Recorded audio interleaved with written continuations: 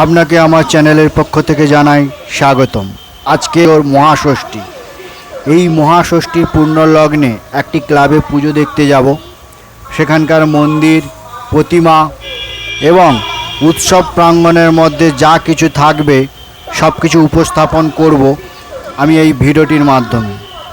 তো চলো দেখতে থাকো। আমি এখন মেলা প্রাঙ্গণে চলে এসেছি। রাস্তার উপর থেকে মেলা প্রাঙ্গণে দেখলাম যে একটা অনুষ্ঠান মঞ্চ, সাংস্কৃতিক অনুষ্ঠান শুরু হয়ে গেছে। এখন বাজে 6:30। মঞ্চটা লেজার লাইট দিয়ে সুন্দর একটা অনুষ্ঠান মঞ্চ তৈরি করেছে। পুজোর কয়েকটা দিন প্রথমে সাংস্কৃতিক অনুষ্ঠান দিয়ে শুরু হবে, তারপরে তাদের যা প্রোগ্রাম আছে। এই যে দেখো, একটা রাস্তার উপরে সুবিশাল একটা গেট তৈরি করা হয়েছে, মেন গেট তৈরি করা হয়েছে। গেটটি চন্দননগরের আলো দ্বারা সাজানো। গেটের দুদিকেই আলো দিয়েই সাজানো। এটা একদিক। ঠিক তার অপোজিট দিকটাও দেখো, আলো দ্বারাই সাজানো হয়েছে। মেলায় প্রবেশ করার সময়ও দেখতে পাবে এবং মেলা থেকে বেরিয়ে যাওয়ার সময়ও আলোটা দেখতে পাবে। সেইভাবে পুজো কমিটি তারা গেটটা তৈরি করেছে। দূর থেকে মন্দিরটা দেখো, চারিদিকে আলোয় আলোকিত করা হয়েছে। এখানে রাজ্য সড়কের পাশে পুজোটা হচ্ছে, তাই এখানে প্রচুর মানুষ পুজো দেখতে আসে। আর সন্ধ্যের পর থেকে এখানে মানুষের ঢল নেমে যায় পুজো দেখার জন্য। এই একটা দেখো প্রদর্শনী দেখাচ্ছি। এখানে অসংখ্য মানুষজন তাদের হাতের কাজ তারা এখানে তুলে ধরেছে। যে যেভাবে চিন্তা ভাবনা করেছে সে সেভাবেই জিনিসপত্রগুলো তৈরি করেছে। ছোট ছোট তাদের যে শিল্পীর মনোভাব সেটা এখানে তারা তুলে ধরেছে। এটা খুবই ভালো লাগলো একটা দিক। এবারে আসছি, এবার কিছু স্টল দেওয়া হয়েছে, পুতুলের স্টল। এখানে অনেক স্টল দেওয়া আছে দেখলাম। এই স্টলগুলি সামাজিক, ঐতিহাসিক কিছু দিক আমরা লক্ষ্য করতে পারি। সমাজে অনেক কিছুই ঘটে চলেছে। ইতিহাস পড়ে আমরা কিছু জিনিস শিখেছি, সেগুলো এই পুতুলের স্টলের মাধ্যমে সবাইকে দেখিয়েছে। যারা জানে না তাদেরও কিছু জানার প্রয়োজন আছে। একটা কথা আছে, মানুষের জানার কোনো শেষ নেই। তাই যারা জানে না তাদেরও যেমন জানার প্রয়োজন আছে, যারা জানে তাদেরও একবার দেখার প্রয়োজন আছে। পুজো কমিটির যে এই স্টল, তাদের যে উদ্যোগ, এটা তাদেরকে সাধুবাদ জানানো দরকার। এটা একটা খুব সুন্দর দিক। সমাজে অনেক কিছু জিনিস আমরা জানতে জানতে কাজটা করে থাকি। এটা পরের দিকে নিজেদেরকে সমস্যার সম্মুখীন হতে হয়।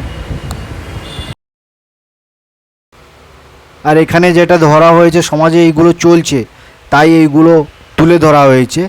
এগুলো আমরা পরবর্তীকালে যেন না করি, সেটাই আমাদের লক্ষণীয় বিষয়। এখন আমি তোমাদেরকে পুজোর বাইরে, প্যান্ডেলের বাইরে, মেলার বাইরে যা কিছু আমি তোমাদের দেখাচ্ছি। এরপরে ভিতরে প্রবেশ করব। তার আগে দূর থেকে আমি মন্দিরটা দেখাচ্ছি। দেখো, সুন্দর লেগেছে একটা মন্দির। রাত্রের যে আলোর জোছনা, আলোর যে বাহার, সবগুলি দেখো কত সুন্দর লেগেছে। এরপরে আমি মন্দিরের সামনে গিয়ে দেখাবো। এখন আমি মন্দিরের সামনে চলে এসেছি। আজকের মহাষষ্ঠী, তাই মানুষের সমাগম একটু কম, কারণ মন্দিরে ভিড়টা থাকে সপ্তমী, অষ্টমী, নবমী, দশমীতে।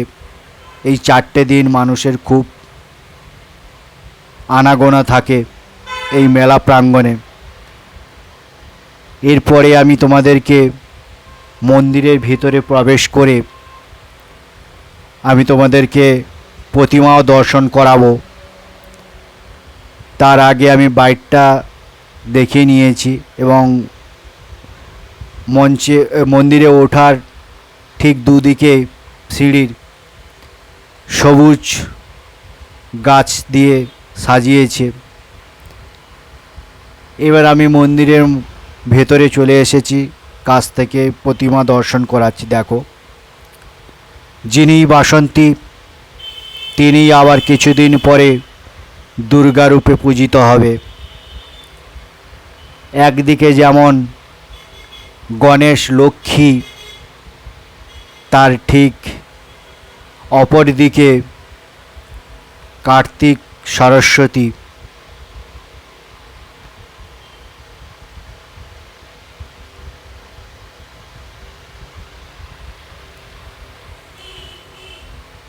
পুজোর কমিটির যে আয়োজক, তাদের যে প্রতিমা, সত্যি সত্যি খুবই ভালো লেগেছে। আশা করি তোমাদেরও ভালো লেগেছে। এরপরে আমি মন্দিরের ভিতরে চারধারটা আমি দেখাচ্ছি। এখানে দেখছি কিছু ভাস্কর্য, স্থাপত্য, শিল্পকলা।